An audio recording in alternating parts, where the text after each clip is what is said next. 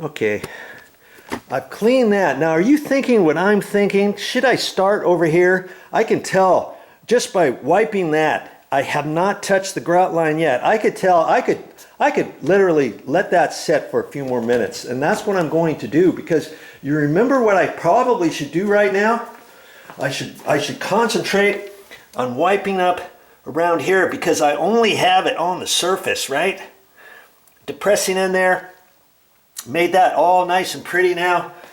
Filled up the small little hairline crack over there. I should do that now. I don't want to wait and forget about that and do that last. Because if I do that last, it could be harder to get off. I believe I could still get it off with my scouring side of my sponge, you know, in the next, 15-20 minutes.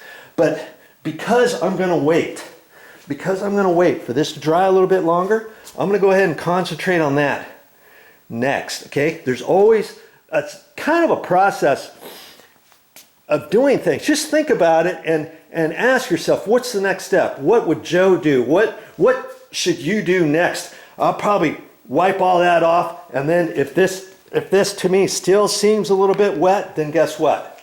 I'm going to come over here and wipe all that stuff off. And guess what? After that, if I want it to dry a little bit more, I could open up the front door, get some sun on there, couldn't I? For those last 3 tiles, 3.5, 4 tiles. Do you see what I mean? Okay? So think about your project step by step. I know you can do it. Here's a little tip for you too. As I'm gonna get that, if I need to get something tight in the little inside corner between the threshold and the trim or something, I could just take a small little toothbrush, can't I? And just kind of swirl that around and kind of clean and stuff. If I need to get in the nooks and crannies a little bit closer to those inside corners than just the sponge, okay? So I always keep a couple of these underneath the laundry sink, bathroom sink, something like that. They always come in handy. Don't throw those away. Well, isn't that something? My first little go with the sponge, wiped some of it right off, and I could see black marks already. I took my toothbrush and re-wiped over it, and so yeah, that's not even ready to believe it or not. So I'm glad I tested it. I know it's going to be fine. And before I start wiping on this, I'm going to go ahead and scrape off all this stuff and get it just like this. And then and only then will I start right here getting it off with the sponge. Okay, back at it. I looked at the clock and son of a gun, it's 12:17. So that means I've been off at 40 minutes from the start of right there for these first 4 tiles. But it still looks like it's going to be fine. Okay. But as I say, if you mixed it up thicker than that, depending how hot it is outside, and if it's in the middle of summer and it's 90 degrees in your house or your construction site, whatever, you might have to do it sooner than this, okay? So now I'm just gonna, and I can see right now, just that little bit, I've already taken off too much. Can you believe that?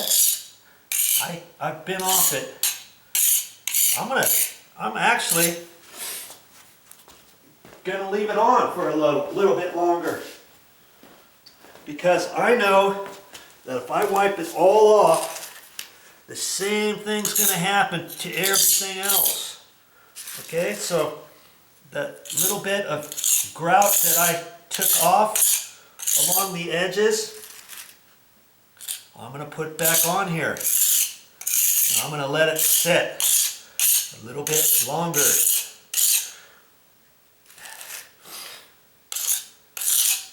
I mean, that was the guideline, 15 to 30 minutes. See, I did too much for that one little test. I should have just done just one little spot. And that's the trick with grout. When you're doing a patch, when is it time to wipe off.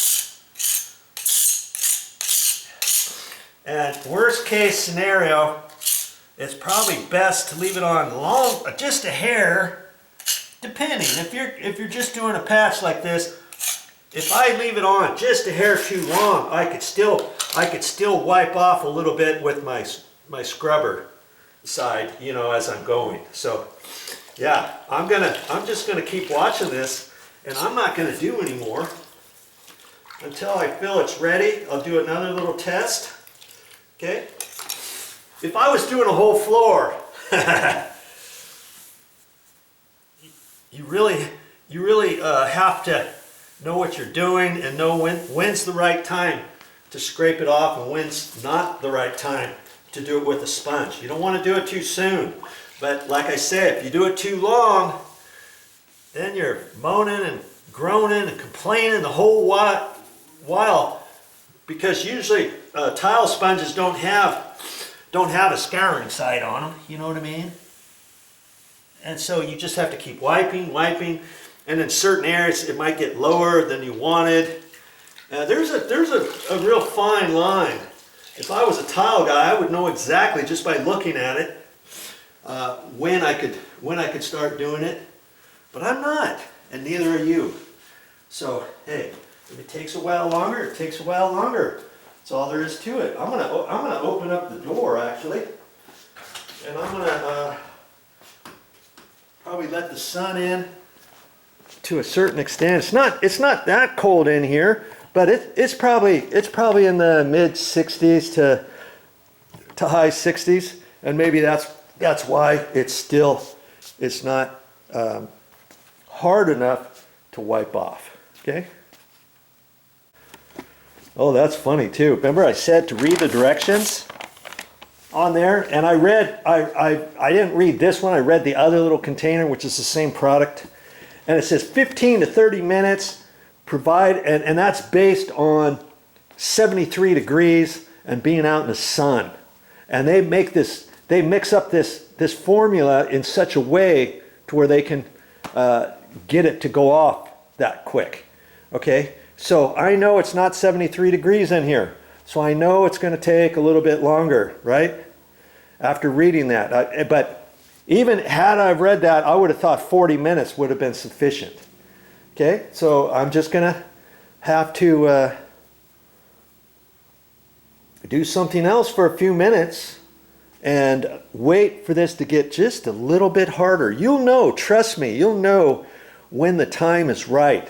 And wherever you start, okay, I did these first 4 tiles. I don't even care. For right now, I'm going to close this door because I don't want this to harden up any more than this over here, okay? Because I want to concentrate on these tiles. So where would I start in these 4 tiles? Yes, right at the very beginning, because this grout was installed before anything else. If I work on this one line and I see that consistency is just about right, then I can move on knowing that this one's ready. As soon as I get done with that one, go over to there. You see what I'm saying? And if this one's still slightly wet, then I know the next one's not ready.